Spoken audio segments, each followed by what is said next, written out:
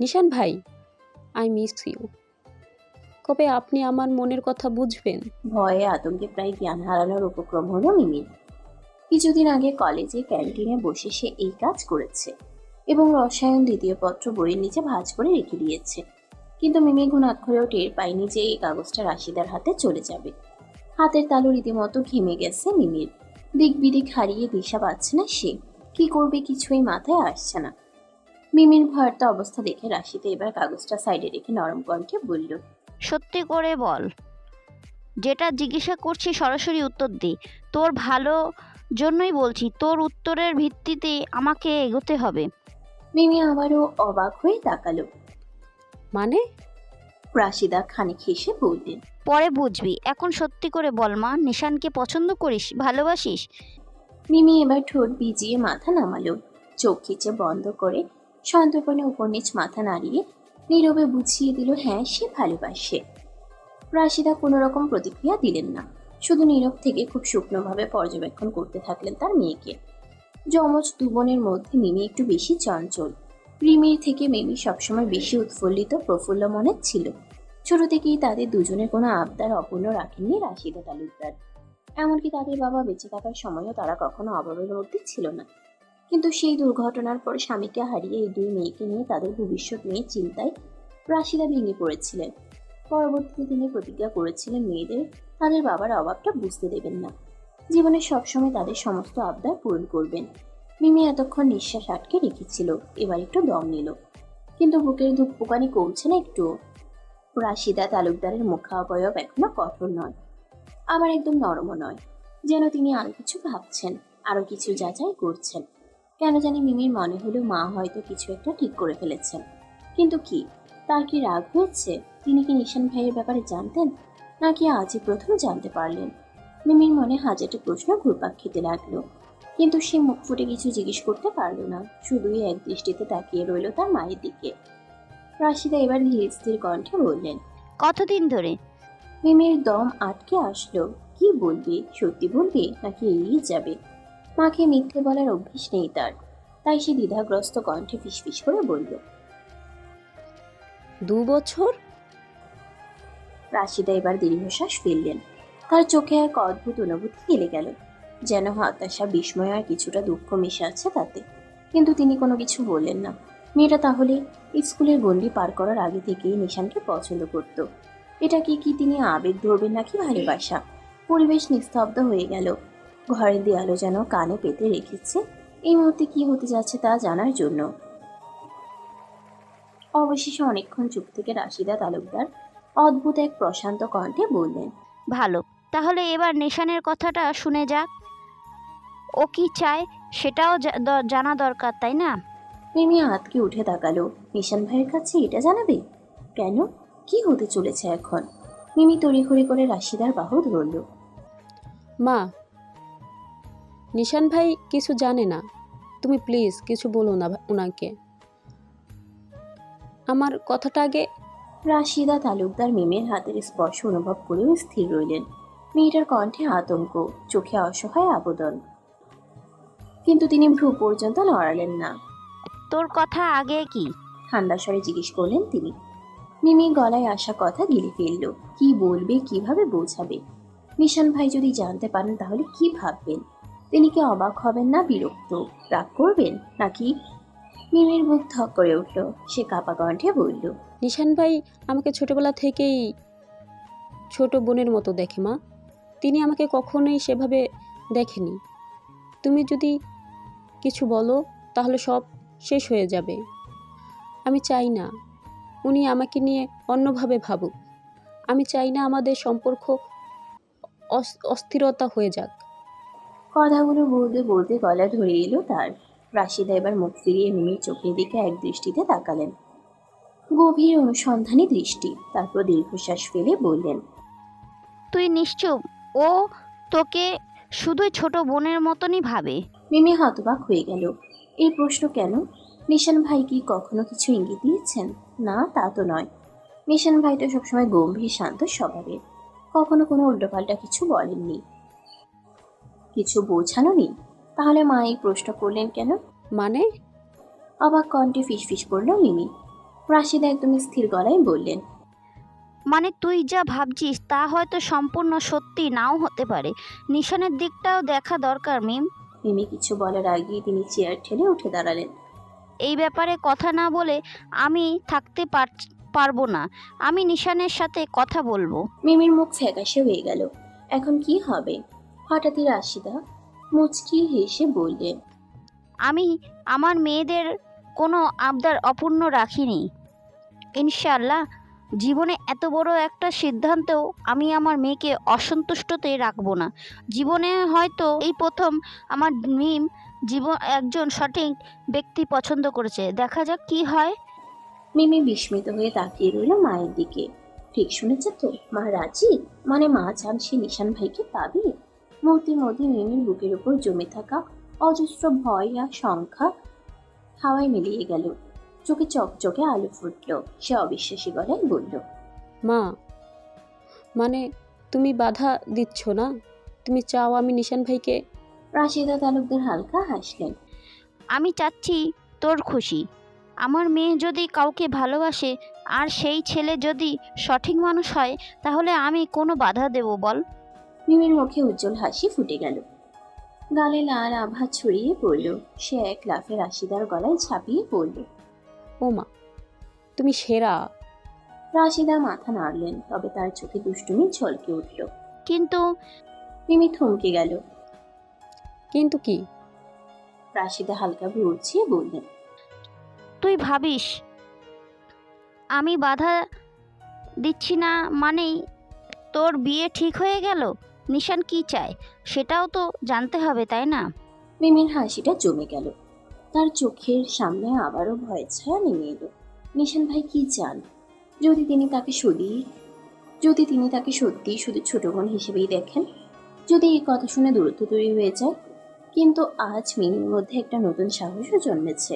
তার মা যখন তার পাশে আছে, তখন সে যে করেই হোক নিশান ভাইয়ের মনের কথা জানবেই। এখন যা পড়তে বস। এই রাত বিরেতে আর গুনগুন করে গান করিস না। রাশিদার কথায় মিমি ঝট করে বাস্তবে ফিরে এলো। মাথা নিচু করে লজ্জায় হাসলো। ইস, মা কিভাবে যেন সব বুঝে ফেলল। ঠিক আছে মা। দ্রুত নিজের পর টেবিলের দিকে পা বাড়ালো মিমি। কিন্তু মন তো আর সেখানে নেই। নিশান ভাইয়ের ভাবনার সাগরে ডুবে গেছে সে। নিশান ভাই কি জানেন কেউ তাকে এভাবে ভালোবাসে? যদি জানতেন তাহলে কি এতদিন এড়িয়ে যেতেন, নাকি তিনি সত্যিই তাকে ছোট বোনের মতোই দেখতেন? টেবিল থেকে বই নিয়ে মিমি বিছানায় বসে বই খুলল ঠিকই, কিন্তু এক লাইনও পড়া হচ্ছে না। চোখ আটকে আছে ফোনের স্ক্রিনে। একবার কি মেসেজ দেবে নিশান ভাইকে? কিন্তু কি বলবে? এদিকে বাইরে বসে রাশিদা তালুকদার হাসলেন। মেয়ের চঞ্চলতা তিনি ভালোই বোঝেন। নিশান কিভাবে নেবে ব্যাপারটা সেটা তিনিও জানেন না, কিন্তু একটা কথা নিশ্চিত, তার মেয়ে জীবনে প্রথমবার নিজের অনুভূতির জন্য লড়তে চাইছে, আর তাতে তিনি সবসময় পাশে থাকবেন। রাশিদা তালুকদার ঘর থেকে বেরিয়ে ধীর পায়ে বারান্দার দিকে গেলেন। মাথায় এখন নতুন চিন্তার ঢেউ আশ্রয় পড়েছে। নিশানের ব্যাপারে মিমির অনুভূতি জানার পরে মনে শান্তি এসেছিল, কিন্তু সেই শান্তিটা বেশিক্ষণ স্থায়ী হলো না। শৈলীর ঘর গোছানোর ওই সময়ে তার বিছানায় খোলা পড়ে থাকা ডায়েরিটা চোখে পড়েছিল রাশিদার। কখনো শৈলীর ব্যক্তিগত জিনিসে হাত দেননি তিনি, কিন্তু সেদিন কেন যেন কৌতূহল হলো। হয়তো ষষ্ঠ ইন্দ্রিয় বুঝতে পেরেছিল কিছু। যেই পাতায় রাশিদার চোখ পড়েছিল, ডায়েরির ওই পৃষ্ঠায় গাঢ় কালো কালি দিয়ে লেখা ছিল, নিশান ভাই, আমি আপনাকে খুব। শৈলী বাকিটুকু কেটে দিয়েছে, কিন্তু তাতেই রাশিদার পক্ষে বোঝা যথেষ্ট হয়েছে। মিমি আর শৈলী দুই বোনের ভালোবাসা এক মানুষকে কেন্দ্র করে। রাশিদা দীর্ঘশ্বাস ফেললেন। এবার কি হবে? দুজনের কেউই হয়তো জানে না, আর নিশান নিজেও কিছু বুঝতে পারছে না। কিভাবে সামলাবেন তিনি এই জটিলতা? কার মন ভাঙবে, কার ইচ্ছা পূরণ হবে? বারান্দার রেলিংয়ে হাত রেখে দূরের আকাশের দিকে তাকিয়ে রইলেন রাশিদা তালুকদার। সবকিছুর সমাধান হয়তো সময়ই দেবে, কিন্তু এই সময়টা কেমন যাবে তা ভেবে এক অজানা দুশ্চিন্তা ছড়িয়ে পড়লো তার মনের ভিতর। তিনি নিজের মেয়ের মনও ভাঙতে পারবেন না, আবার আদরের ভাতিজি শৈলীকেও কষ্ট দিতে পারবেন না। রাশিদা ভাবতেও পারছেন না যে শৈলী নিশানকে ভালোবাসে। আচ্ছা, নিশানের অনুভূতিটা কি? রাশিদা নিষ্ঠুরতার পরিচয় দিয়ে মনে মনে খুব করে চাইলেন নিশান যেন শৈলীকে ভালোবেসে না ফেলে, নইলে মিমি যে খুব কষ্ট পাবে। রাশিদা তালুকদার চোখ বন্ধ করলেন এক মুহূর্তের জন্য। বুকের ভেতর অস্থিরতা যেন আরো বেড়ে গেল। নিশান যদি শৈলীকে ভালোবেসে ফেলে তাহলে মিমির কি হবে? সে কবে থেকে মেয়েটা নিশানকে পছন্দ করে, আর আজ যখন সে তার মনের কথা জানতে চায় তখনই এই জটিলতা। তিনি মনে মনে নিজেকেই প্রশ্ন করলেন, এটা কি শুধু কাকতালীয় নাকি নিয়তি নিষ্ঠুর খেলা? নিশান কি চাই সেটা জানা জরুরি, কিন্তু সেই জানাটা যদি মিমির স্বপ্ন ভেঙে দেয়। একটা দীর্ঘশ্বাস বেরিয়ে এলো রাশিদার বুক থেকে। তিনি জানেন এক সময় তাকে সিদ্ধান্ত নিতে হবে। তিনি কোন দিকে যাবেন, কার জন্য নিজের মন কঠোর করবেন। আকাশের দিকে তাকিয়ে রাশিদা তালুকদার নিজের ভাগ্যকেই প্রশ্ন করলেন। এই পরীক্ষার জন্যই কি আমাকে মা বানিয়েছিলিস? রান্নাঘরে ধোঁয়া উঠছে ফুটন্ত ভাতের হাঁড়ি থেকে। হাত পাখা দিয়ে আঁচ ঠিক করতে করতে খাদিজা তালুকদার মৃদুস্বরে গুনগুন করছেন। রান্নাঘরের জানালা দিয়ে আসা বাতাস তার শাড়ির আঁচল উড়িয়ে দিচ্ছে। কিছুক্ষণ পর তিনি হাঁড়ির ঢাকনা সরিয়ে ভাতের অবস্থাটা দেখে নিলেন। ঠিক তখনই পায়ের শব্দ শুনে পেছনে তাকালেন। রাশিদা তালুকদার চুপচাপ রান্নাঘরে ঢুকলেন। চোখে মুখে একটা গভীর ভাবনা খেলা করছে। খাদিজা তাকিয়ে বললেন, কি ব্যাপার, তোর মন মেজাজ এমন থমথমে কেন রাশিদা, কি হয়েছে? রাশিদা কোনো উত্তর দিলেন না, শুধু একটা চেয়ার টেনে বসে পড়লেন। মাথার মধ্যে হাজারো প্রশ্ন ঘুরপাক খাচ্ছে। তিনি কি খাদিজাকে বলবেন শৈলীর ডায়েরির কথা, নাকি না এখনই এসব বলা ঠিক হবে না। খাদিজা এবার হাতের খুন্তিটা পাশে রেখে ধীর কণ্ঠে বললেন, আমাকে কিছু বলবি নাকি? রাশিদা গভীর নিঃশ্বাস ফেললেন। তার সামনে কঠিন পরিস্থিতি দাঁড়িয়ে আছে, যেখান থেকে বের হওয়া সহজ হবে না। এখন যদি সে নিষ্ঠুরতার পরিচয় দিয়ে শৈলীর বিষয়টা বলে দেয়, তাহলে খাদিজা শৈলীকে খুন করে দেবে, এই নিয়ে কোনো সন্দেহ নেই। আবার এখন যদি মিমির বিষয়টা বলতে চায় তাহলে একটা ঝামেলা হবে। মিমির বিষয়ে কথা বলার জন্য রাশিদা সিদ্ধান্ত নিলেন প্রথমে নিজের ভাইয়ের সাথে কথা বলবেন। না ভাবি, কিছু বলবো না, শরীরটা খুব খারাপ লাগছে, আমি ঘরে গেলাম, সাহায্য লাগলে ডাক দিও। বলে রাশিদা দ্রুত পায়ে ঘরে চলে গেলেন। এদিকে খাদিজা মুখ পাকালেন। তিনি মনে মনে ভেবে নিলেন যে রাশিদা কাজের ফাঁকি দেওয়ার জন্য এখান থেকে চলে গেলেন। খাদিজা তালুকদার ভাতের পাত্র চুলা থেকে নামিয়ে ঢাকনা চাপা দিলেন। তারপর এক হাতে আঁচল সামলে অন্য হাতে মাটির গ্লাসে পানি ঢাললেন। কিছুক্ষণ পর ভাতের পাত্র পাশে একটা থালা রেখে ধীরকণ্ঠে ডাক দিলেন, শৈলী, এই শৈলী, নবাবজাদি কোথায় আছিস, নিচে আয়। শৈলী তখন বারান্দায় দাঁড়িয়ে নিচের বাগানে তাকিয়েছিল। খাদিজার ডাক শুনতেই দ্রুত ঘুরে এলো। সে দ্রুত ওড়না ঠিক করে তড়িঘড়ি করে নিচে নামলো। জি বড় মা, বলো। খাদিজা শৈলীর দিকে তাকিয়ে বললেন, শোন, একটু আগে নিশান আমাকে কল করেছিল, দুপুরে বাড়িতে আসবে না, ও নাকি আজকে অফিসে লাঞ্চ করবে। আমার ছেলেটা তো আবার বাহিরের জিনিস খুব একটা খেতে পারে না। আমি টিফিন রেডি করে দিচ্ছি, তুই নিশানের অফিসে গিয়ে খাবারটা দিয়ে আয়। চোখ বড় বড় করে তাকালো শৈলী, আমতা আমতা করে বলল, আমি? খাদিজা রেগে গেলেন। এমনিতেই মেয়েটার ঢং সহ্য হয় না তার। সারাদিন পায়ের উপর পা তুলে খাই আর ঘুমাই। তিনি খেপে গিয়ে বললেন, তুই নাটক কি? আমি যাব, মিমি যাবে নাকি রিমি যাবে? ওদের পড়াশোনা নেই আর তুই শুধু সারাদিন খাবি আর ঘুমাবি? তুই তো বাড়িতে বসেই আছিস। এইটুকু যেতেই তোর হাতে পা ব্যথা হয়ে যাবে। নিশানের অফিস এখান থেকে এতটুকু রাস্তা, রিক্সাতেই যাবি আর খাবারটা দিয়ে চলে আসবি। শৈলী ঠোঁট ভেজালো। নিশানের অফিসে হাজারবার যেতেও তার কোনো সমস্যা নেই। সমস্যা হলো নিশানের সামনে দাঁড়ানো। একবার ঠোঁট চেপে ধরল সে। নিশান ভাইয়ের সামনে দাঁড়ানো এখন সবচেয়ে কঠিন তার জন্য। সে কিভাবে যাবে? যদি তার চোখের ভাষা সব বলে ফেলে, যদি নিশান ভাই বুঝে ফেলে যে সে। শৈলী দ্রুত মাথা ঝাঁকালো। নিজের চিন্তাগুলো সরিয়ে দিতে হবে, মৃদুস্বরে বলল। শৈলী মাথা নেড়ে বলে, ঠিক আছে বড় মা, তুমি টিফিন বক্সটা রেডি করো, আমি ড্রেসটা চেঞ্জ করে আসছি। খাদিজা বিরক্ত হয়ে বললেন, হুম, তাড়াতাড়ি যা। আর শোন, সালোয়ার কামিজ পর। শৈলী মাথা ঝাঁকিয়ে আর কিছু না বলে তাড়াতাড়ি বেরিয়ে গেল। রান্নাঘরের দরজার বাইরে এসে সে গভীর নিঃশ্বাস নিল। খাদিজা তালুকদার দ্রুত হাতে টিফিন বক্স গোছাতে লাগলেন। নিশানের জন্য সবসময়ই তিনি আলাদা যত্ন নিয়ে খাবার বানান। ছেলেটা বাইরের খাবার পছন্দ করে না, তাই যতই অফিসে ব্যস্ত থাকুক বাড়ির রান্না করা খাবার যেন পায়, এটা নিশ্চিত করাই তার দায়িত্ব। গরম গরম ভাতের সাথে আলুর ভাজি, মাগুর মাছ আর সাথে শুটকির ভর্তা দিলেন। এরপর ছোট একটা বাটিতে দই রাখলেন আর শেষে ফল কাটলেন একটু। সবকিছু ঠিকঠাক করে টিফিন বক্সের ঢাকনা বন্ধ করলেন শক্ত করে। টিফিনের ব্যাগটা একপাশে রেখে গরম একটা রুমাল দিয়ে বক্সের গায়ে হাত বুলালেন। মুখে একটু স্বস্তির ছাপ এলো। তারপরে মনে হলো শৈলী যেন ঠিকভাবে খাবারটা পৌঁছে দেয়। মেয়েটা সবকিছুতেই এত ঢং করে, যেন কি বিশাল কাজ করতে বলেছে তাকে। নিজের মনে একবার বিরক্ত হয়ে খাদিজা বললেন, নিশানটা একটা বউ আনলে আমার শান্তি পাই। সীমা যদি এ বাড়ির বউ হতো কতই না ভালো হতো। ঠিক তখনই শৈলী দ্রুত পায়ে ফিরে এলো, গাঢ় ফিরোজা রঙের সালোয়ার কামিজ পরে, ওড়না সুন্দর করে গুছিয়ে। খাদিজা তাকে দেখে একটু মুখ কুঁচকে বললেন, হ্যাঁ, এবার মানুষ লাগছে, যা গিয়ে দিয়ে আয়। আর হ্যাঁ, বেশি দেরি করিস না। শৈলী টিফিনের ব্যাগ হাতে নিল, কিন্তু বুকের ভিতর অদ্ভুত একটা অনুভূতি খেলে গেল। আবারও নিশান ভাইয়ের সামনে যেতে হবে। সে কি স্বাভাবিক থাকতে পারবে? ভাই, মাইয়া মানুষ এত নির্লজ্জ হয় কেমনে? মুখ কুচকে বেশ বিরক্তিকর অভিব্যক্তি নিয়ে বলে উঠল আকাশ। নিশান বসে বসে ল্যাপটপে কাজ করছিল, মাঝে মাঝে আবার আকাশের দিকে ভ্রু কুচকে তাকাচ্ছে। সেই তখন থেকে সে আকাশের সব কথাবার্তা শুনছে। না জানি কোন মেয়ের সাথে লিফটে দেখা হয়েছে। নিশান এক মুহূর্তের জন্য টাইপ করা বন্ধ করে আকাশের দিকে তাকালো। কি হলো আবার? কার কথা বলছিস তুই তখন থেকে? আকাশ ভীষণ বিরক্ত হয়ে চেয়ারে ধপ করে বসল। ভাই বিশ্বাস কর, কিছু মেয়ে আসলে অতিরিক্ত বেহায়া। একটু আগে লিফটে ঢুকলাম, তখনই একটা মেয়ে ধাক্কা মেরে ঢুকে পড়লো।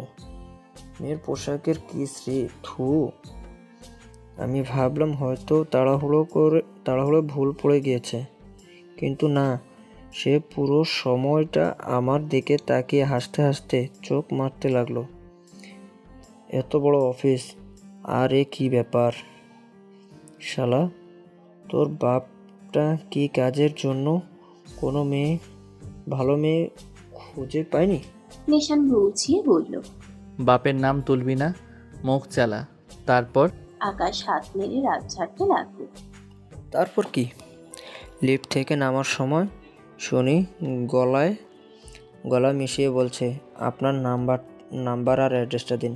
আহা, কি শখ, কি চাওয়া, একদম সোনায় সোহাগা। বলতো নিশান, এটা কোনো কথা? ভাই, মেয়েরা এত নির্লজ্জ হয় কেমনে? নিশান এবার পুরোপুরি মনোযোগ দিল আকাশের কথায়। ঠোঁটের কোণে এক চিলতে হাসি এলেও তা চাপা দিয়ে বলল, সবাইকে এক পাল্লায় মাপতে নেই আকাশ। কিছু মানুষ এমন হতে পারে, তাই বলে সব মেয়েই এমন নয়। আকাশ হতাশভাবে মাথা নাড়ল। সে যাই হোক, আমি আর লিফটে উঠবো না মানে উঠবই না। নিশান এবার আর হাসি চাপতে পারল না। সে এক হাতে ল্যাপটপ বন্ধ করলো, আরেক হাতে কফির মগটা তুলে নিয়ে বলল, তুই আর তোর সমস্যা, চল ক্যান্টিন থেকে কিছু খেয়ে আসি, খিদে পেয়েছে আমার। তুই না বললি আন্টিকে খাবার আনতে বলেছিস? ও হ্যাঁ, তাই তো। আচ্ছা, তাহলে এক কাজ কর, তুই মিস হিয়ার সাথে আমাদের ইতালির প্রজেক্টটা নিয়ে একটু আলোচনা কর। আমি ল্যাপটপের কাজটা শেষ করে আসছি। ওকে। বলে আকাশ পকেটে হাত গুজে বেরিয়ে গেল। শৈলী ধীরে ধীরে অফিস বিল্ডিং এর সামনে এসে দাঁড়ালো। চারপাশে ব্যস্ত কর্মচারীরা এদিক সেদিক ছুটছে, কেউ ফোনে কথা বলছে, কেউ বা ল্যাপটপ হাতে নিয়ে গম্ভীর মুখে হাঁটছে। ঈশানের অফিসে শৈলী গত মাসে একবার এসেছিল, তাও আবার কোনো একটা অনুষ্ঠানের জন্য। এরপর আর আশাই হয়নি। রিক্সা ভাড়া মিটিয়ে গেট দিয়ে ভেতরে ঢুকতেই শৈলীর মনের ভেতর এক অদ্ভুত অস্বস্তি কাজ করল। এখানে সে কাউকে চেনে না, কাকে জিজ্ঞেস করবে। অফিসের সামনে দাঁড়িয়ে কিছুক্ষণ ইতস্ততা করল, তারপর হঠাৎই সামনে একটা মেয়েকে দেখে থমকে গেল। লম্বা ছিপছিপে গরনের মেয়েটা, নিখুঁত পোশাক, চোখে স্মার্ট গ্লাস আর হাতে ট্যাগ। প্রথম দেখাতেই বোঝা যায় সে এখানকারই কেউ। শৈলী সাহস করে এগিয়ে গেল।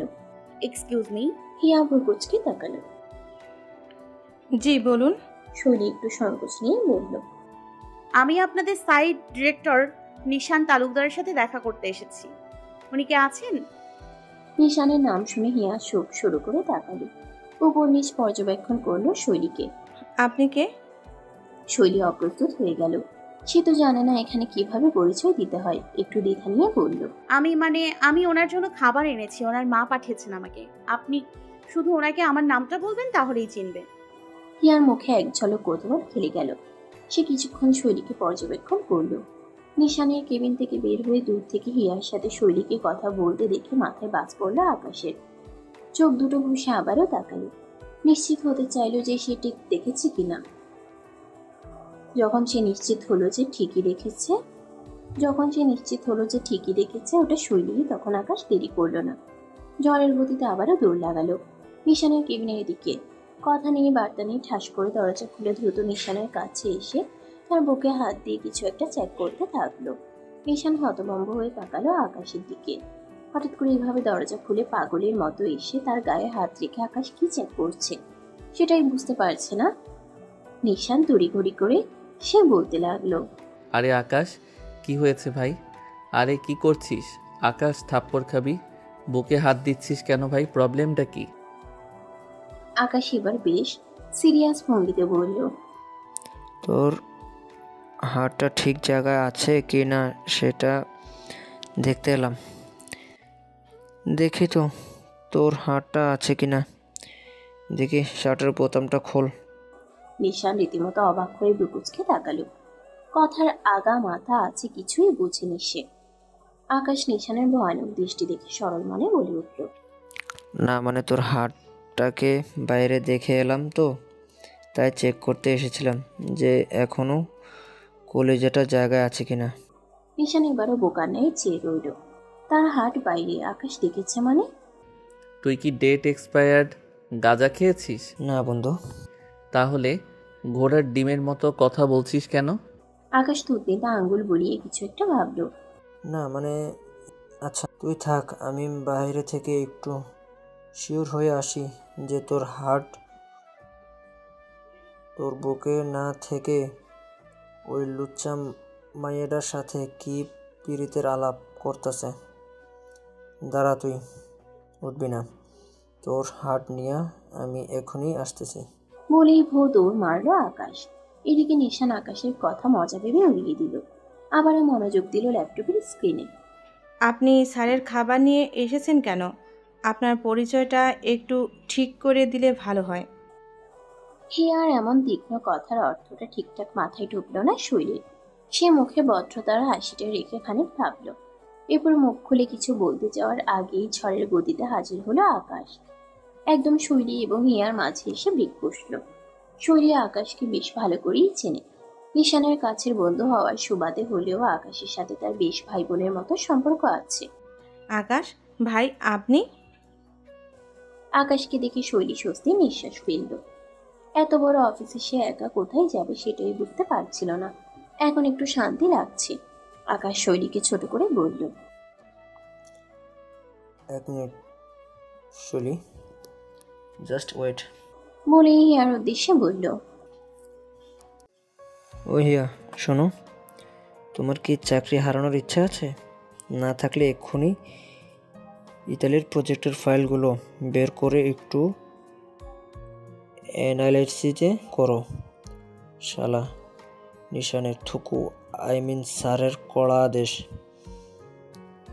কাজ দ্রুত করো। আমি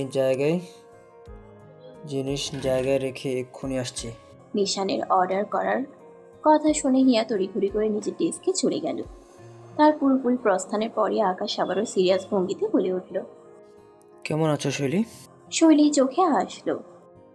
অনেক ভালো ভাইয়া, আপনি তো আমাদের বাড়িতেই আসেন না, খুব মিস করি। আকাশ এবার মাথা নেড়ে বলে,